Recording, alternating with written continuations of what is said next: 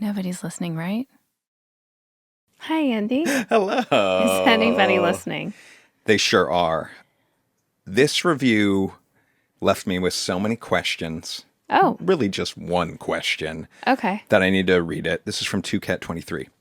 I recently started listening thanks to St. Monica. Shout out. Wait, hang on. Nice. And I'm still catching up. Just listened to Poop on a Plate. That's episode 52. Great episode. And was in tears laughing. It was like you were talking about my dad. Oh. He, too, was a doctor, has a lab, and catches the lab's poop in a paper bowl, not a plate. Okay? Okay. If you recall... I think a paper bowl makes more sense. If you recall, though, there was... my family has a friend who catches his dog's poop on a paper plate, and he's a doctor. We couldn't figure this out. When you just said he has a lab, I thought I was thinking of a doctor's lab. Exactly. This is a Labrador Retriever we're talking about. Okay, great dog. Exactly the same as we had spoken about before. Wow. I made an Instagram clip of this too. Go find it. And one of my all-time favorites. I do a reenactment, and it's spectacular. I don't know if I've never not been as humble as that. Then he takes it in the house and flushes it down the toilet. I played your podcast for him, but he wasn't nearly as amused as I was. He simply thinks your parents' friend is just as smart as he is. Thanks for the laughs. Nice. That all makes sense, except why does he think my parents' friend is just as smart as him? Why is he doing it? Why are these doctors doing it? It seems so unsanitary. But you're carrying the poop in your home? That's like a main perk to having a dog that it's not pooping in your house. Are the doctors doing it to protect other people out in the world? Is dog poop a problem? Well, you pick it up. I mean, you don't leave it.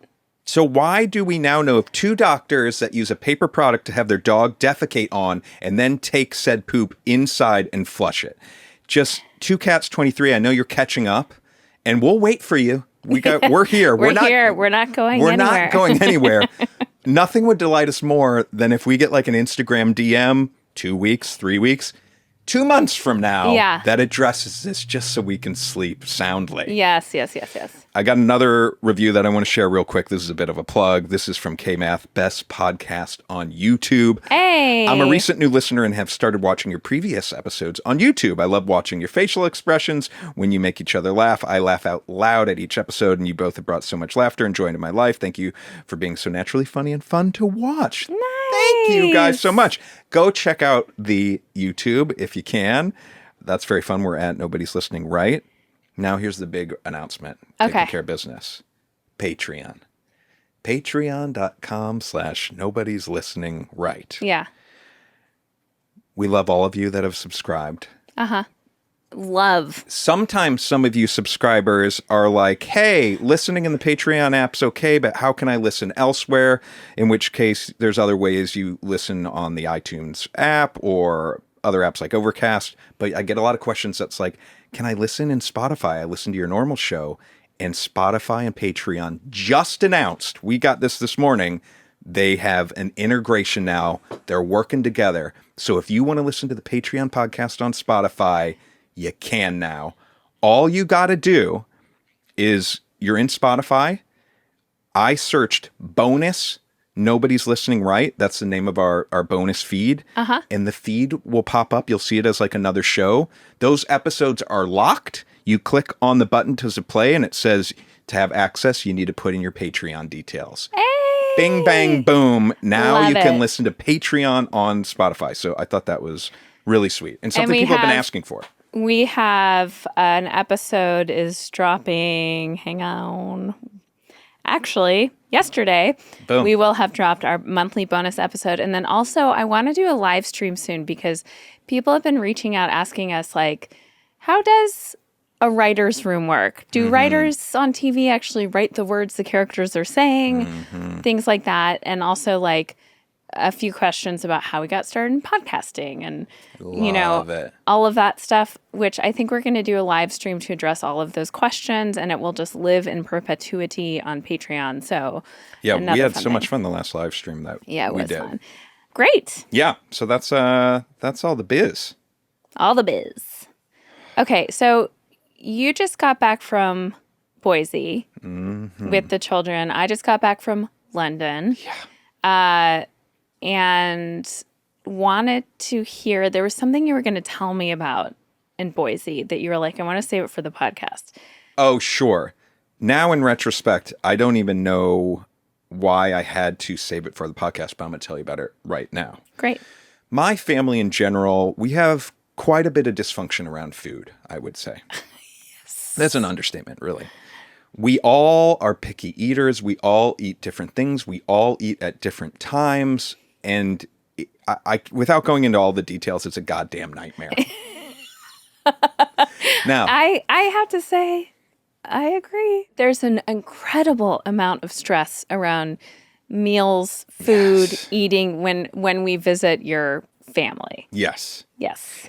But I want to clarify, I think that's like a daily stress that happens to everybody in my family at this point. I think it's just like something we're all saddled with. Because I kind of stress out about food in general. Yeah. But when we're all together, when everybody has to come together, oh boy, it's tricky. Yes. Well, we were having a little family get-together with some extended family because, I'm in town with the kids and everyone wants to see those cute kids. It was also your mom's birthday. Well, I could go into that. We were not allowed to mention my mom's birthday at this get-together. What? Yeah. What do you mean? She didn't want any acknowledgement of it. She was like petrified that I got her a cake the day before. Yeah, hadn't you gotten her a cake? Yeah. And we're like, but that was the day. That was the day it? Before the get-together. Okay. The get-together was not actually on her birthday, but she was like, "Do no one mention my birthday." And were none of the other relatives mentioning her birthday? Right. I mean, right. And did they get the memo beforehand? No, I don't know. I didn't pick up on that aspect of it. Okay. But so we have a little get-together. There needs to be some noshing, some food for all the guests. So before the trip, my mom had said, and we're going to do a deli platter for the day. Your eyes classic. Just... Well, your family and deli platters is like, I feel like such an asshole. But my family and food, there was always just like a bounty. And it was a joyous, I mean, listen, as I talked about last week, there was also lots of dysfunction, but social gatherings. So, yes. There was bountiful. My mom would go to extra efforts to have special, delicious food around. And I think I learned the first time I came back with you to Idaho to meet your parents. Oh, wait, no, I had met them in New York. This was going to stay with them for the first time. That was a really fun trip, and I got to meet our little niece now. Oh my gosh, she was so cute and still is a beautiful young lady. But there was everyone's coming. Yeah. And there was a deli platter. Yeah. And it's like it's like a... Well, I love being married to someone that has a better memory than me. Can you describe that first deli platter? Yeah, also knowing that you came from a Jewish family, I think when you think deli platter, I mean, I'm thinking like... What do you think of? That's what I want to know first. Well, if I were going to like a Jewish family's home and there's a deli situation, I mean, first of all, I love a charcuterie. Now charcuterie is this art form, and I have a lot of friends who really know how to throw a party, and they have like their whole dining room tables covered in a charcuterie. Yeah. Nothing makes me happier than seeing that situation. Cheeses, meats, fruits. Olives, snacky things, crackers, breads, dips, you name it. It's all there and it's beautiful. What about a deli platter? What does that look like to you? So a deli platter, I think there's like a charcuterie version of that.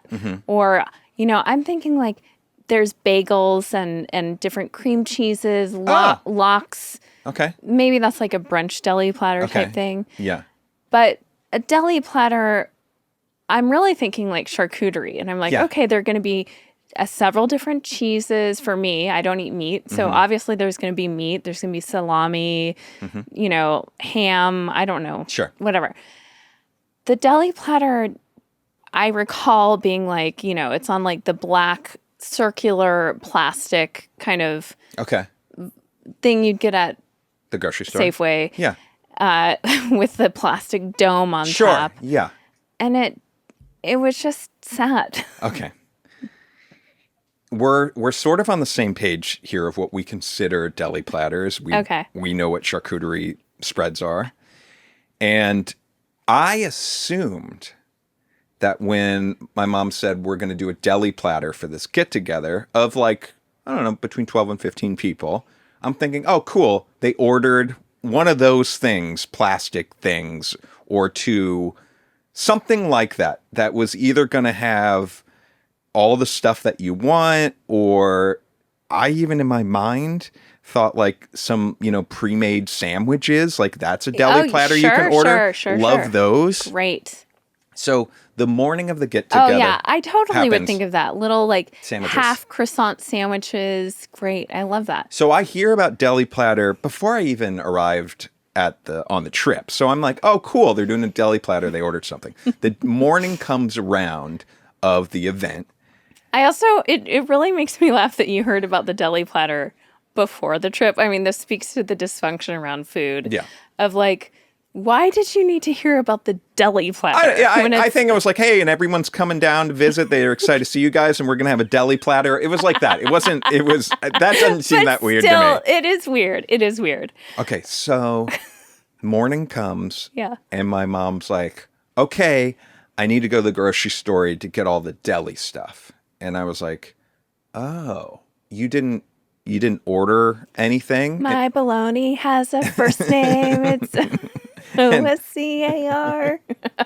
And she's like, no. What should we get? And I'm like, oh, okay, boy. that is the kiss of death. Oh, boy. When your mom's saying, what should we get to you? Mm-hmm. When all these people are coming tomorrow. No. Not tomorrow, in 2 hours. No. Yeah. Just hold on. Let me just finish because it's bonkers. Okay. And my dad's like, well, let's definitely get some pastrami. I'm like, okay, Dad likes pastrami.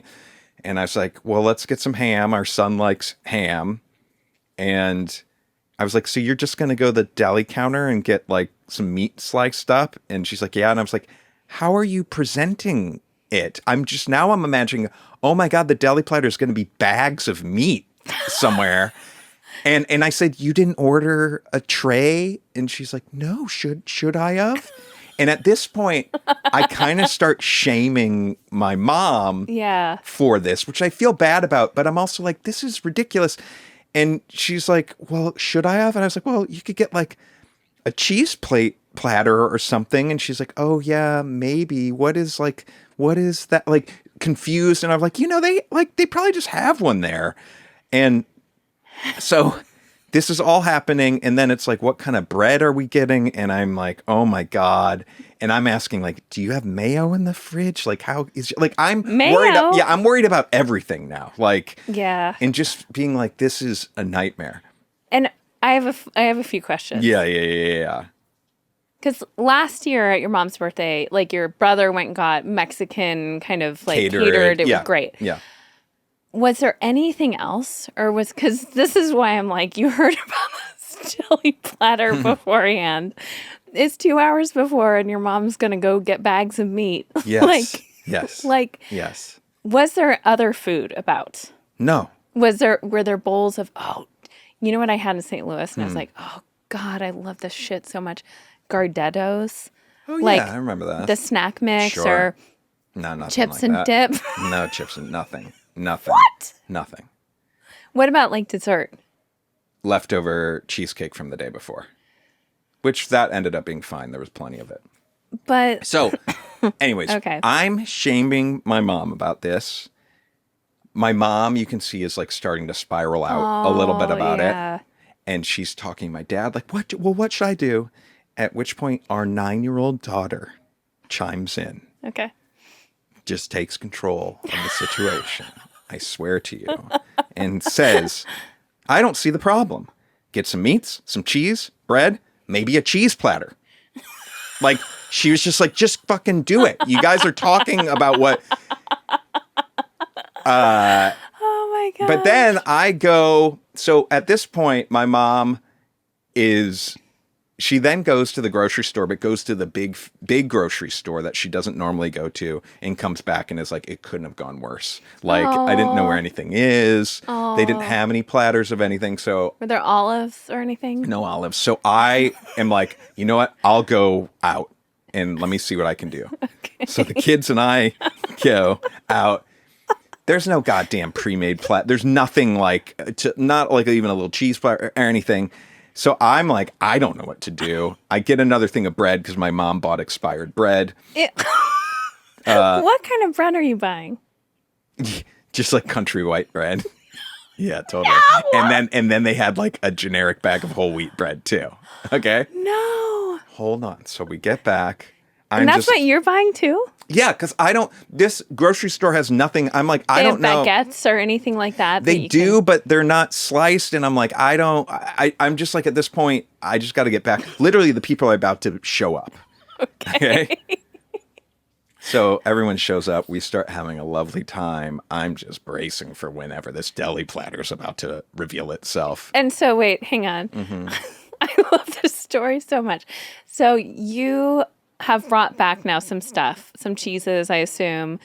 And we have cheddar, we've got Swiss. And did you get like slices or did you get cubes? They got pre-packaged slices, which I wish they would have gotten sliced from the deli counter personally, but sure, and so then do you kind of hand it off to your mom and you're like who's preparing this? No idea. I do not care. I don't want to be involved with that part. So then I do see once it starts presenting itself, they put all the one. Who is they?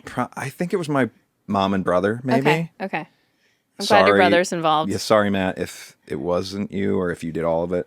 Either way, we're sorry. But sort of silver lining, they put like all the pastrami on one plate, but it was a colorful plate, and then like all the ham on another plate. I guess that sort of was the presentation, but it didn't look as bad as I thought it was. Where was the bread? The bread was just like on the counter too. There were chips. The bread's in the bag on the counter? Yeah. Okay. Yeah. And then 2 plates of meat and cheeses. Did they put the cheese on a plate? Its own? I think maybe. All of this doesn't sound great, but I had envisioned the meat in the bags on the counter, so the colorful plates was such an upgrade that I felt relief. Okay. And then, you know what?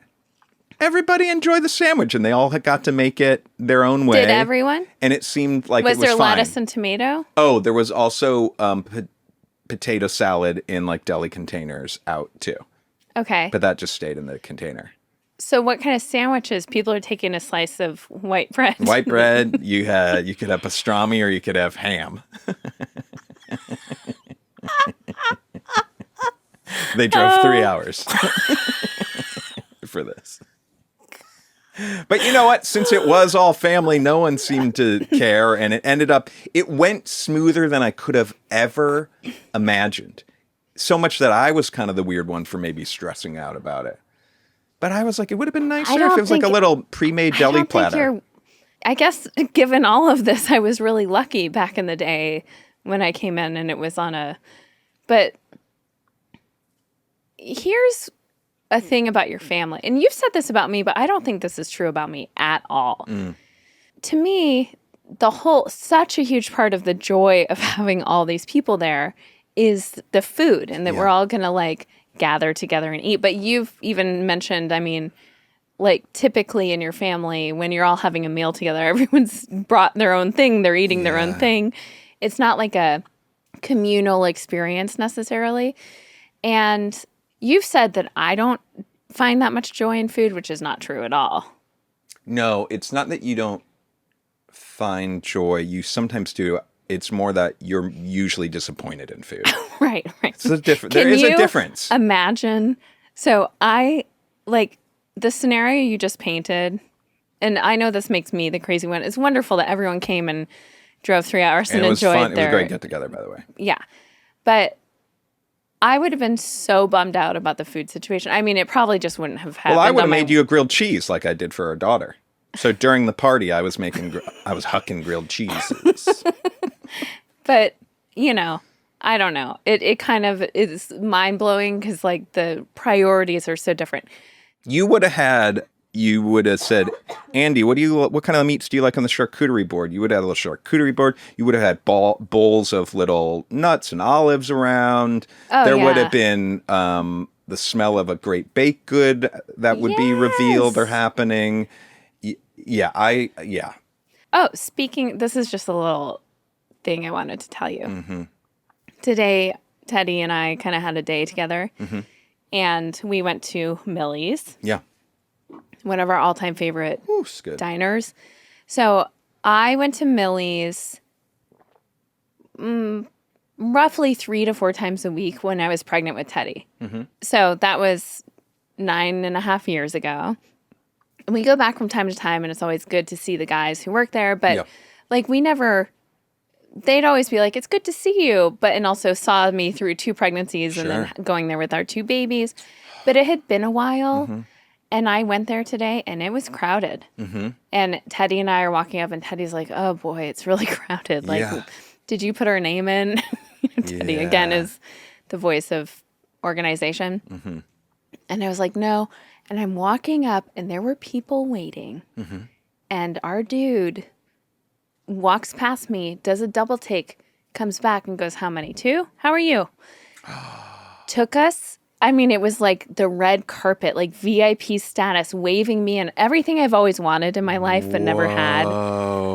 It reminds me of, I've talked about when I used to network as an aspiring actress as a 20-year-old. When I moved to West Hollywood after school and I was trying to be an actor and I couldn't get representation. And I went to like there's this whole seedy world of Hollywood where you pay to go to these classes. They don't fucking know what they're talking about, but they're like, you need to network. And also you need to get new headshots and blah, blah, blah. Well, networking, they were like, you need to go out and meet people. And I took that to mean I'm going to go to a club. It was at Hollywood and Highland, like a nightclub. Mm-hmm. And go inside, go to the bar, get a drink, and then start to meet people and network. I'm really curious how you're going to bring this back to breakfast at Millie's. Yeah, well, I would go and I'd be in my jean skirt, headband. I looked like kind of a 40-year-old when I was 20. Mm-hmm. Not that I looked haggard or anything. I don't know. I never really looked like a 20-year-old. And I would have to wait, sometimes for over an hour. For what? In line to get into this club while the bouncers waving in all these hot girls constantly. And it was really painful. Mm-hmm. I was alone. I would wait for a very, very long time. Finally, I would go in and I discover, there's not even that many people in this club. Mm-hmm. It's like all about the looks of it. But it's like you uggos have to wait here and all these hot girls are coming in. And it was sad, but I was so determined to be a successful actor. And I knew this is what it took. Yeah, put the work in. Which anyone who's pursuing acting, the real networking is on the casting couch. Once you get the audition, you gotta go in and network those balls, is what I was gonna say. Okay, so but the real networking is collaborating with your peers. It's a long game. You want to collaborate and then you kind of go from there. And it's like an organic way of meeting people. It's not going over and saying, hi. Anyway, so to pull this back to Millie's, I felt it felt like I was the hot girl getting waved in. I mean, granted, it's only because I ate so many plates of chilaquiles. They have the best chilaquiles in all of Los Angeles. Yeah. And we got waved in. We watched the other people still waiting for a table. You guys were kind of matching today. You both looked really cool. We were really cute, kind of matching. And Teddy seemed even impressed. She goes, wow, he remembered you. And he was asking me how we were. Yeah. He asked where you and Otis were. Yeah. And I was like, yeah, well, I came here a lot when I was pregnant with you and blah, blah, blah. And then she was like, I mean, he like really seemed excited to see you. It was very sweet. That's incredible. It's an incredible segue to something I wanted to ask you about. Okay. Yesterday, we were talking about the grocery store, and you were just like, how was the grocery store? And I was like, oh, it was good. And they were doing this fun fundraiser thing that when you donated, they ring a bell. And we were talking about that. And I was really joking with the cashier and the bag lady. Yeah. And I was like, have you ever noticed that one bag lady? She's like a little bit taller. She's awesome. And you just said, I've never noticed any of them. Oh, no. Which... that is so not that's not the spirit. The way it sounds is not the spirit behind. It's not like I'm saying that I like how do I put this? You recognize the guy from Millie's that you've known over the years. Yes. Right? I'm so glad I just told that story. Yes. Yeah. You're really lucky you did. Now, we've been going to this one grocery store for over 5 years. Now, there is a caveat here. I do most of the normal grocery stores. Normal? No. No. Just let me finish. I do most of the normal grocery store shopping at the normal grocery store. You handle the Trader Joe's runs. But I don't appreciate the use of the word normal. I just mean not Trader Joe's. I mean like just the regular and type you also of grocery store. We shop really differently. Like I kind of plan and I'm like, here are meals for the week or whatever. And then I'm going and getting a big thing and I have a list and I know what I'm getting. Oh, and then a week from them, we throw out all the stuff that's expired from that so list then that you bought. You go like 4 times a week, which is fine, So you've had a lot more interaction with these people. Holy shit, you sound like an asshole.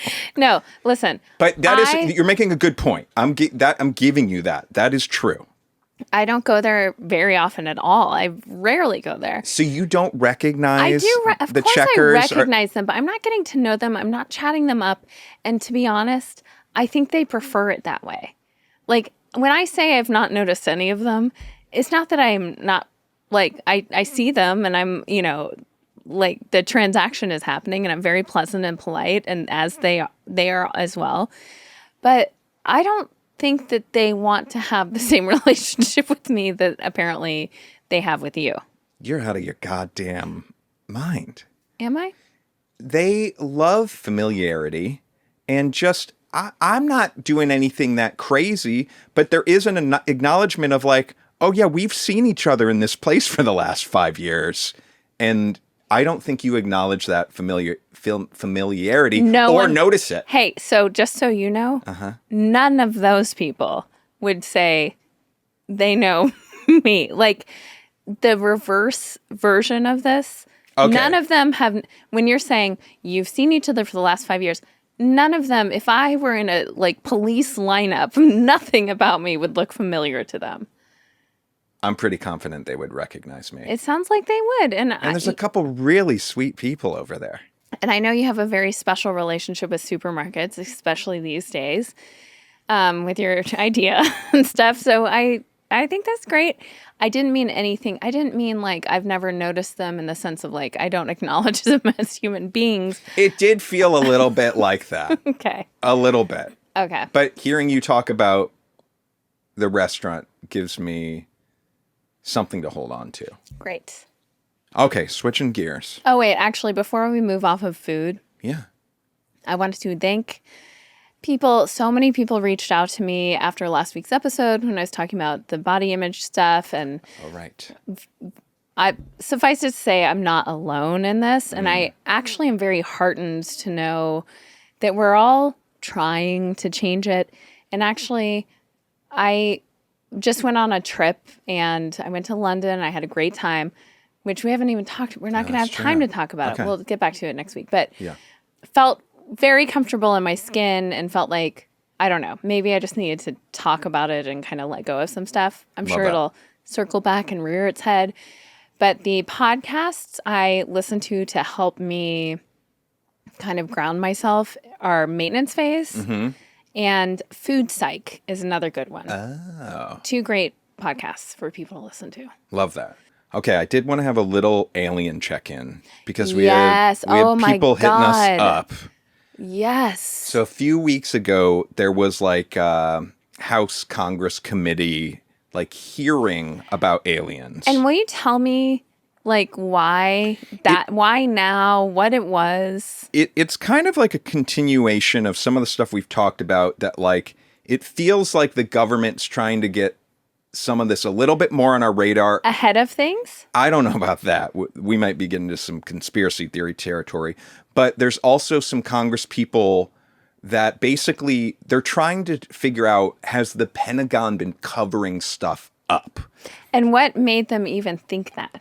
I don't know, but there was testimony in this hearing that helps. So they're alleging that the Pentagon was covering stuff up. There are people out there alleging that. And there are like, interestingly enough, there are some Congress people that are like, we're going to get to the bottom of this. And are they cuckoos? I don't know.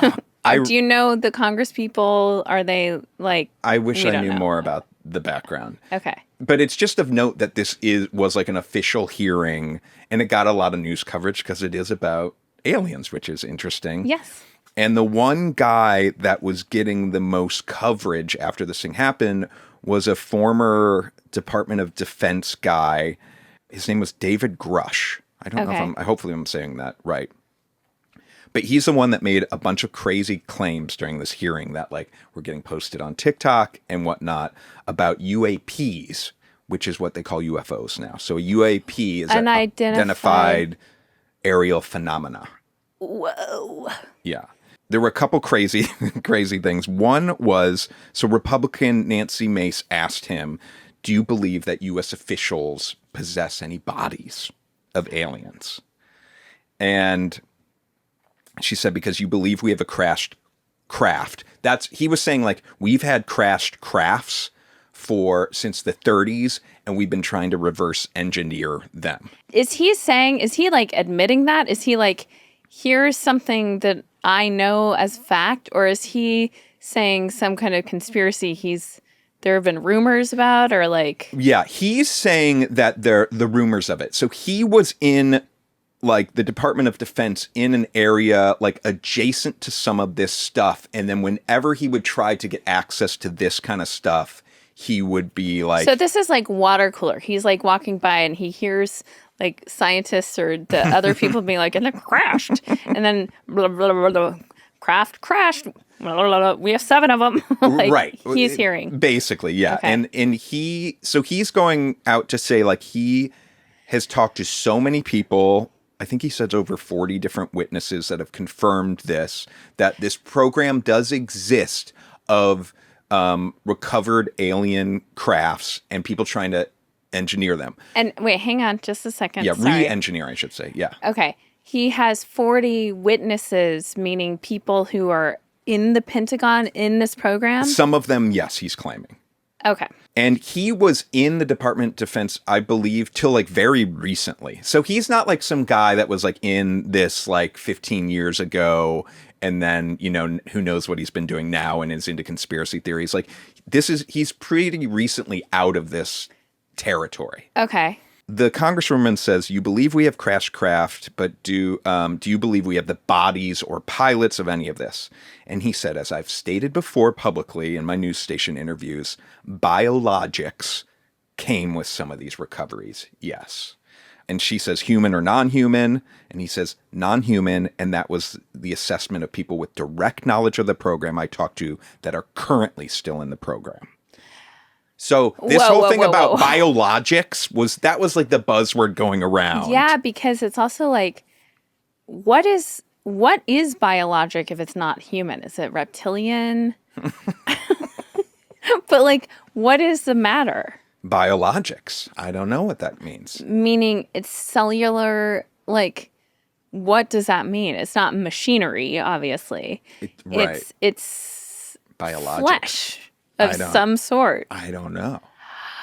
So that was getting a lot of traction. Plus what was getting traction, he also said, let me just read this so I don't mess it up. So he led an analysis of unexplained anomalous phenomena within the U.S. Department of Defense until 2023. Okay, there's some of his credentials. Okay, that's great. So he was looking into unidentified or UFO type stuff. UAP. He claimed he had been denied access to secret government UFO programs, said he has faced very brutal retaliation as a result of his allegations. He claimed he had knowledge of people who have been harmed or injured in the course of government efforts to conceal UFO information. So that was the other shocking thing. He's saying anyone that's trying to talk about this, people are getting silenced. Where is this coming from? Is it coming from the tippy top? Like, here's where I'm like, does Trump know about this? If he did, it wouldn't, I don't know. Where's the chain of command ending on aliens? Well, they're saying the cover up they're saying is Pentagon, I believe. Okay. I do believe that I've heard that presidents are briefed on this. So I would assume Trump and like Obama know about some of this stuff. Okay. And I mean, yeah, you would kind of assume that Trump wouldn't be able to keep his Trump tongue. Would have been like, hey, like Trump would have used this in some way to his, like, I don't trust him to have not capitalized on this information or... I don't know, though. If I were president, I would be like, I need to get eyes and hands on the biologics. Like, I want to know... No, you wouldn't. Why? I think... Because then I get killed. I think they must sit you down and they're like, hey... Here's a drink. today's UFO day and this shit's going to be fucking heavy. Okay. And like a couple things to know. We're going to blow your mind. 2, we don't have all the answers to the questions you're going to ask us. Yeah. And 3, like, this is on a need-to-know basis, and no one needs to know this. And, like, right. You're not going to tell anybody, because if you do, like, the destiny of our planet Earth will be completely changed forever or something. Like, I think they're pretty heavy-handed with info. Okay. Wow. Yeah. So it's weird. I think why it got so much news is just because there were some really good sound bites that were flying around on TikTok, Biologics being one of them.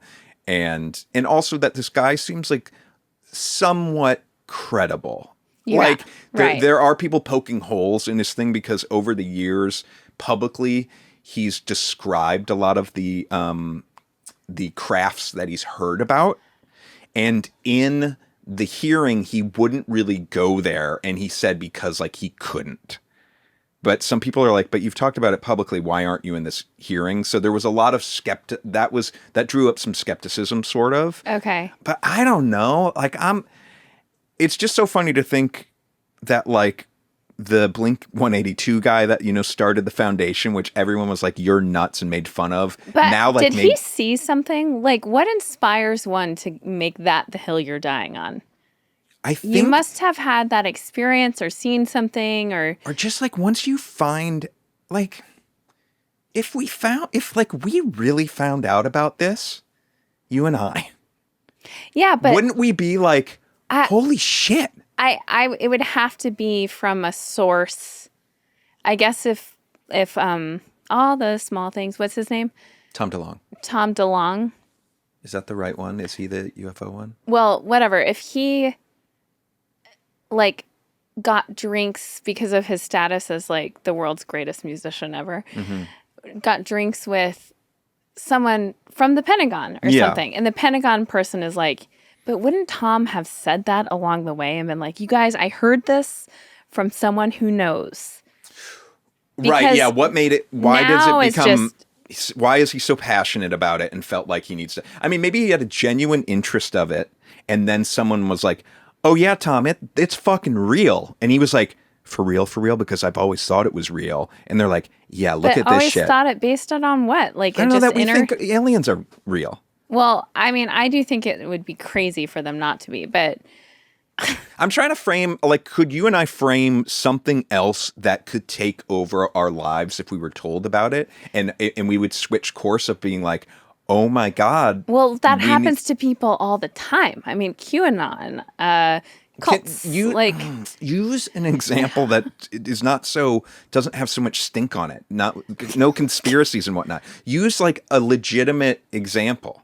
But this is what I'm saying. You're saying this as though I'm not convinced it's legitimate. I mean, I'm saying that 2 seconds after saying, of course they're real, but I'm just not sure of all of this stuff we have all these crashed crafts and we have all these biologics and stuff. I'm not convinced that is real. Okay. But like, there are so many things and they are all conspiracy until they're not. Like, for example, and there are things we have bought into. I mean, toxins.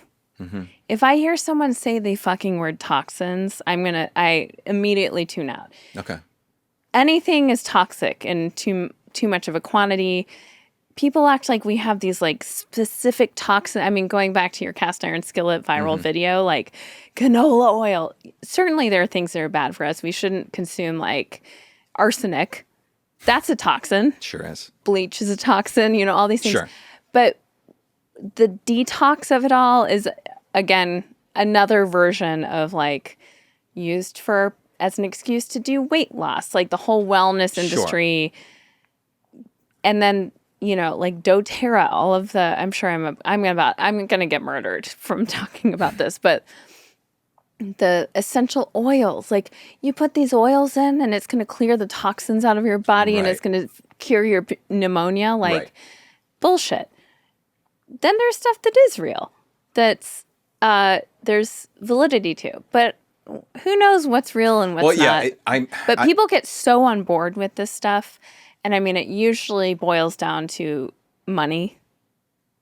Yeah, but this alien thing doesn't seem like it boils down to money. It doesn't seem. In fact, it seems like you're going to get hurt. And I was trying to think of another example, and unfortunately, I went to another conspiracy one of like Bigfoot. I'm trying to imagine, like, if you were in the woods and you actually met Bigfoot, and he was a cool, chill dude, and you were like, "Oh my God, he is absolutely real," and you came back, and everyone you told was like, bullshit, would you just be like, okay, fucking don't believe me? Or for some people that might light a fire in you that's like, no, he's fucking real, guys. I know, but see, here's the difference between me and that person. Mm-hmm. First of all, I'm easily swayed. Mm-hmm. I would be so easy to gaslight. Like, I would go, oh, maybe I had like breathed in something that made me hallucinate this whole thing. Maybe I fell and hit my head and had some sort of, maybe it was someone dressed up as him and just really convincing. There's nothing that you could do to convince me 100% certainty that I know that this is real and this is the hill I'm going to die on. So we talk about this, like trusting things, and people are like, there's no way he could have, some guy does some bad thing. Like, there's no way he could have molested that kid because he's a good person. Like, he went to church every day or whatever it is. We now know that's all bullshit. Everyone who does horrible things has someone who loves them. Right. And who sees them in a certain light. So there are always two truths kind of to everything. And we've talked about, I trust you almost 100%. Okay. But I'm not so, I've heard the story enough times. And like, by the way, no judgment to people who have open marriages. That's not the deal we have. Mm-hmm. And so... Wait, what? The deal we have is not that. And so I'm like, I've heard the story too many times of being like, I'm totally blindsided. I never in a million years would have thought. So I don't trust you 100% because what makes me better than all these other people who were trusting their spouses 100% and then found But out? I don't, in this example of my infidelity, Yeah. I don't see how it ties back to this. This is because I don't follow what you mean with that. I'm talking about you finding out a truth that you know is true and that changing you. How does that have to do with me being I don't infidelity? know. I think I just went on a crazy thing. But can I pivot to something just to wrap this up? Or are you not done here? No, I can be done. Because it's kind of related to this. Because, we talk about the hummingbird story, and I'm like, I'm choosing to believe in this thing that other people might look at and go like, you're crazy. That's a wild coincidence, but, you do you. It doesn't hurt anyone for me to believe that or not believe that was my message from my parents. Hold on. Before we dive in here, I thought of the perfect example. Okay. Columbus or any of the other explorers that were like, the earth is not flat. There's more shit Great. out there. Great. You get out there and you really find out that it's truth. not flat. Great. And you come back and are like, listen, motherfuckers, there's stuff out there. It's not flat. But everyone's like, you're crazy. Wouldn't you still be like, no, I'm telling you, the earth's not flat. I just spent fucking 2 years on a goddamn boat going there and back to tell you this. Trust me, and you would maybe make it your life's goal to see that through? Does that resonate at all? Yeah, I can see how that would work. But going back to the Blink 182 person, he didn't sail around the world. That's what I'm saying. Did he have some alien experience and then Yeah, I don't know. I don't know. So, Okay. But great example. Yeah. But see, I'm saying I might know that and be like, hey guys, I think this thing happened. And everyone's like, fuck you, no, it's flat. And I'd be like, all right, well, I'm just going to secretly know the truth and assume that time's going to catch up to me. But then you're one of the people on death row that got put on death row from a false statement you gave the police. You're getting coerced into a false statement. What are you talking about? Death row? I'm making a leap now of you're saying you're the kind of person that's like, okay, no, that didn't actually happen. No, I'm not saying no, it didn't happen. It's just saying okay, well, that's what I think and that's what you think. And I'm not going to be like, fuck everyone, until you agree with me and understand this the way I do. And then also the onus is on you to give the, maybe I'll start chartering ships 10-year-long voyages around the globe to start to prove it to a handful of people. You will or you won't? I guess I could, but I'd rather it seems like relax. Would you at least have a smugness of knowing? Yes. Oh, yes. I never miss an opportunity for smugness. Okay. That's how I felt today going into the restaurant. So smug. It made me so happy. It's such a good feeling. And I've wanted it for so long. So sure. Going to the hummingbird thing. Mm-hmm. Okay.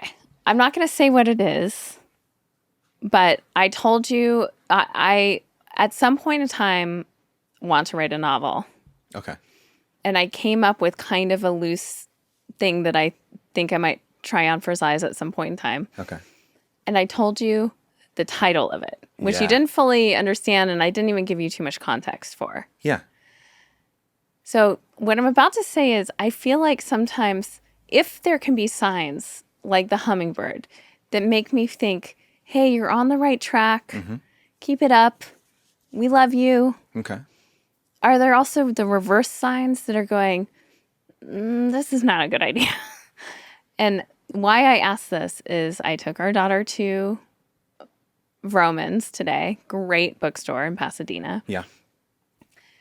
We walk in the door and there is a display shelf of books. Mm-hmm.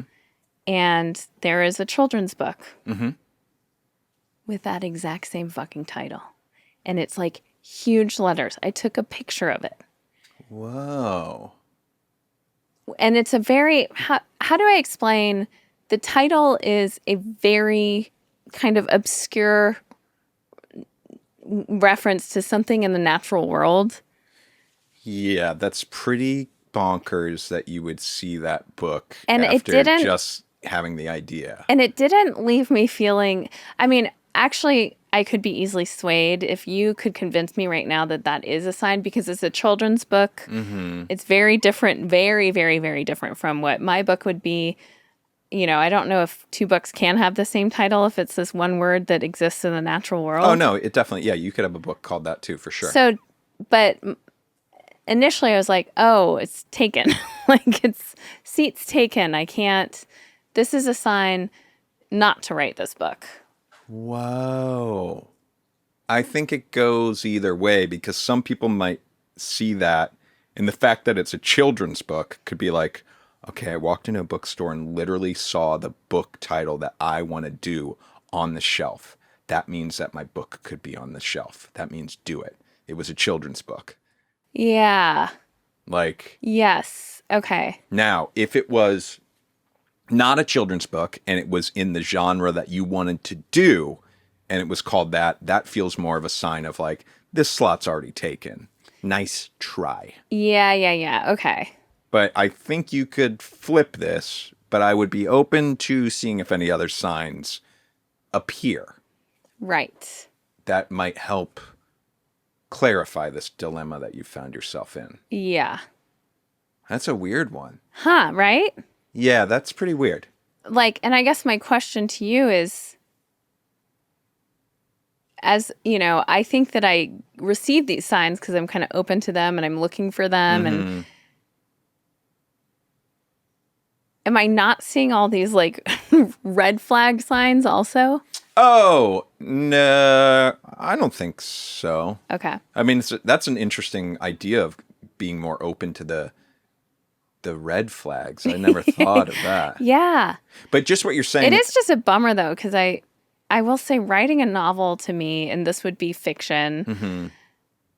just the scariest, which is crazy because I obviously write lots of things. Yeah. But it feels like such a massive, like big undertaking. I'm really going to tap into I'm a conduit, flow through me. I'm in no rush. This could take 10 years. Mm-hmm. I want to just write what comes out and, you know, shape some amorphous shape into something that works. Yeah. But, the thing that, along these lines, I think one of my gifts was in my career is what some people said in England, which was very funny to me, which sounded kind of like a backhanded, it was funny. So I was there for my friend's wedding, Terry, who also was our showrunner, and the night before the wedding was incredible. We'll talk about that next week. We all went to like a pub and we're all hanging out, and it's a bunch of his friends from like high school and growing up and kindergarten. We were talking about like how he knew each of us and going through, and he said something about when I joined The Village, the TV show. Yeah. And I came like 6 weeks into the room because basically one of the writers they had hired didn't work out. So she left and they were bringing me in to replace her. And I did something on the show before I even started working on it that made me feel like, okay, I've already done something. Okay. Do you remember it was having to do with where they shot the exteriors of the building? Oh, yeah. It was like my old building in New York.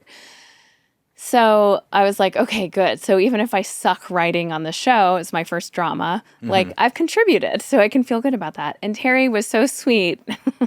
But he goes, no, when you came in, like we really needed someone to come into the room who didn't really care if what they were pitching was like a home run or not. Which, you know, we all laughed. And then, so another woman who worked with me on A Million Little Things, who I adore, and it was so nice to get to know her in person. She said, "Oh, I always loved it when Elizabeth came into the Zoom room because she just like doesn't give a shit about if she looks stupid or not." Wow. Saying this as a compliment, but it just kept snowballing, and everyone was yeah. laughing because it was like it's getting worse and worse. Right, right.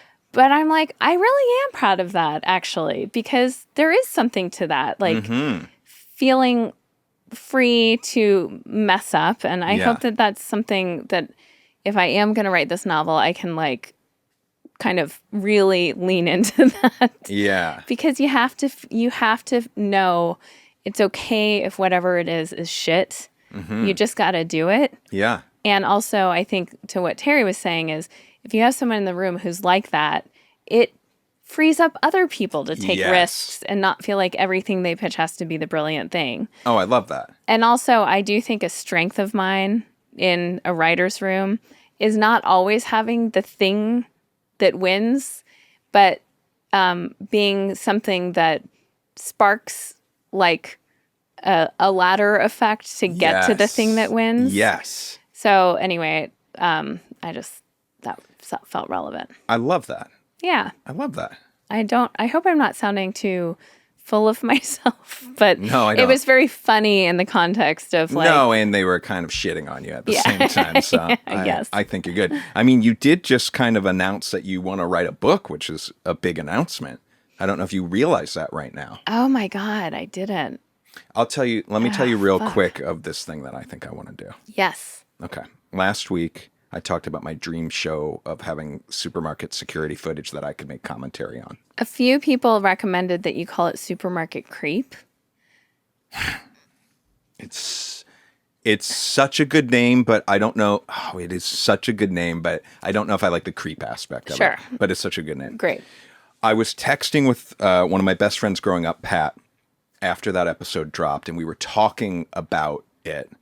And somehow we got on, Pat started talking about, we were joking about different things that you could see people buy and be like, why did you buy that version? Yeah, right? yeah.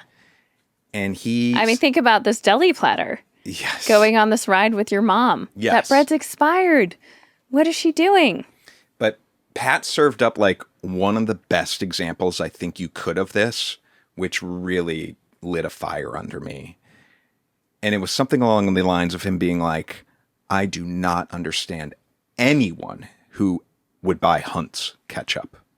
Oh my God. Right? Yes. Like who the fuck buys Hunt's ketchup?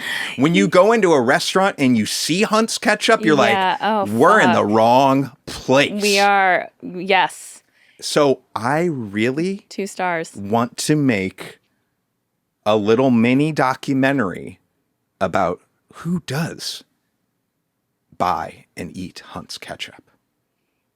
Okay. Yeah. Okay. And like, how are you going to find that out? Well, for starters, if you, listener, eat Hunt's ketchup, please DM me. I have... DM you at where? Because nobody's listening, right? Okay, because you don't... you need to be specific. Yeah. You don't want to miss the possibly one person who eats Hunt's. And chooses to. Let's be clear. Let's be clear. Also, I want to say this. Prefers. If the price is the same on Hunt's and Heinz, you're going Hunt's. I just want to talk to you to explore this string to see if it leads me anywhere. And Pat and I were texting being like, would there be similarities between the people that like Hunt's? Right. Like what makes Are they from a the Hunt's same person? region? Is it regional? Is it not regional? There's one tiny town in Minnesota that loves Hunt's, where all the kids grew up on like Hunt's ketchup sandwiches, and I love this, Sandy. I'm so on board. So how are you going to like interview them? Okay, so here's the thing. One, if you're a listener, DM me. 2, I'm thinking I can maybe put like a Craigslist ad up and see if any crazy Craigslist people answer. I don't love that. 3, this is my favorite one. You go wait in the grocery store? No, that would take forever. I already thought of that.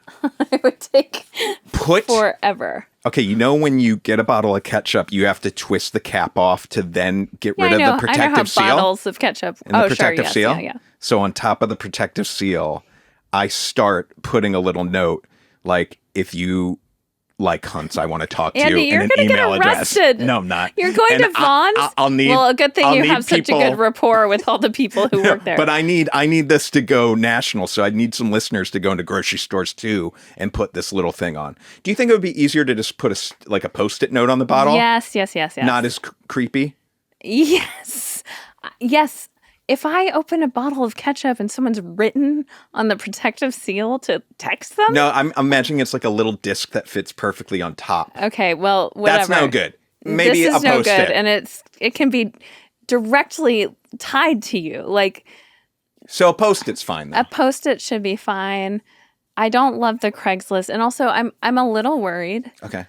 That now the Post-it is the best version to avoid this. I'm nervous that people are going to reach out and be like, Hunts is my jam, just because they want to chat with you or be involved. I want to see, like... how you find the real deal people. How do you find the real deal people? Can you send a picture of, like, a half-done Hunts bottle in your fridge? I don't know, like... How are we going to decipher? Oh, yeah, no, I've already thought of that, of like, yeah, you start talking to someone, and I'm like, well, show me the bottle, you know? I wish you wouldn't have just said that. Okay, we'll edit it out. Anyways, I just think it's, I'm going to put just a little energy into it just to see if it could turn into a fun thing. Because boy, would I like to know. Because it seems absurd to me. Yeah. The people that get the hunts. That's but maybe so they're funny. the best people ever. There are a couple of other things like that. Like, I feel like pickles are one. Like, who's buying... Not Clausen. Clausen? Clausen? Clausen? What's another perfect example? Oh, I have a big one that we've talked about before. What? But it's more divided than I think. Cheez-Its versus cheese nibs. Oh. What? It is not divided. I don't even know what a cheese nib is. Well, they're out there, but this could be part 2 of my series. It's a yellow box. So the difference there, I'm afraid to say, is probably that cheese nibs, you got to do things where the price isn't significantly Cheese nibs different. is made if Cheez-Its is made by Nabisco, cheese nibs is made by Sunshine. I probably have that backwards, but it's two. They're not. This isn't like the generic ones, cheese nibs. I know, and the but others. I do think. Okay, like let's look up. Oh, my computer said. I want to know. I mean, Sunshine products are typically quite a bit less expensive than You're talking out of your Nabisco. You are talking out of your No, ass right it's now. true. And if you're not, you're so hot to me right now. But I think you are talking out of your ass, and you're so not to me right now. Okay, well, the Hunt's Heinz is perfect. It's a great, yeah. That would be another thing. But so, like, people hit me up about the supermarket idea. Please keep reaching out. You can find me on Instagram at Nobody's Listening. Right. I'm not putting the supermarket dream to bed. We just realize it's a big dream. That's a big undertaking. Where me exploring Heinz versus Hunt seems very doable and very easy. And I just want to do something like that. It just seems so fun to me. Great. That I want to do something like that. Okay. So hit me up if you have any thoughts on that, or if you have any of these pairings, other pairings. Yes. Because yeah, there is other stuff out there that people would be like, well, I mean, why? the classique. Do you have a classique? Yes. Tell me. But this has been... but I think what could be interesting is if you find the similarities. What's the classique? Twizzlers versus Red Vines. No, that's not the classique. That's too divided. There's too many people on each sides of those camps. Where the market share of Hunts globally is only 20%. And that's a real number. I've already looked that up. And is Heinz 80%? Or excuse me. I think everything but Heinz is 20%. It's something like that. I think Heinz has like 80%. Okay. Don't hold me exactly to these, but we're in the ballpark there. Red Vine, that's not a good example. Red Vines versus Twizzlers, there's people in both camps. Yeah, but what if you found the common denominator for all of those people? I mean, it might be an East that Coast, I like. East Coast, West Coast thing, or I don't know what it is. That's cool. But you see, it's not exactly the same thing as what is Heinz versus Heinz. I see. I just want to make sure we feel each other and know the thing. I love this. I have to say, we both got back from our trips. Mm-hmm. We had a weird re-entry day. I know. Yeah. Which, let's talk about re-entry next week, because I think that's, or maybe we can talk about it on our Patreon. Rear entry or re-entry? We had a weird rear entry. Re-entry. I think when everyone's coming back together after a time apart, and especially like we both had big experiences, things, it's so interesting, like chemistry or the energy or something. Yeah. Everyone's tired also, but like it takes a day or so to kind of get back into the swing of things. And I think you hinted at having an idea about the soup that's loosely based on the supermarket thing, and I wasn't that supportive out the gate. Well, and I hadn't told you the idea without even knowing what it was. Yeah. But it's a kind of a fun little idea, isn't it? Similarly, though, you weren't that supportive about an idea I had. Yes. We were just both being kind of like not that great. We're just off. What do you think of the idea, though? I love it. It's kind of fun, right? It's so fun. Yeah. And I could see you crushing it because you're so good at these videos and stuff. And shout out Pat. I'm hoping I can I think the beginning of the video might be me with Pat. I got to get some footage of us talking about it. Because he has some big thoughts and he's in a different part of the country. I need to go around the country with this. Yes, you do. It can't just be. And actually maybe world. What if, what is it? Hunts and Heinz. I don't know. What do you think of my idea that I told you about yesterday now? I really like it, but there's no reason to talk about it because I don't think we're going to talk about it. No, we're not, but I just want to know. Are you excited about it? Because this is it's kind of tit for tat. Yes, I am, yes. Are you excited? Yes. Have you thought about it a little bit more? Have I thought about it a little bit more? Not today. I haven't thought about it. Okay. But I'm going to be thinking about it now that it's in your brain. But are you just saying that? No, I'm not just saying that. Are you jazzed about it? Yeah, yes. Okay.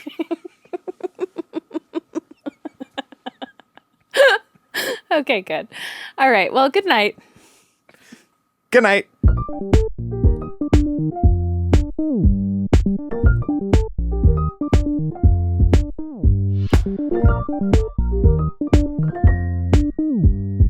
Shh.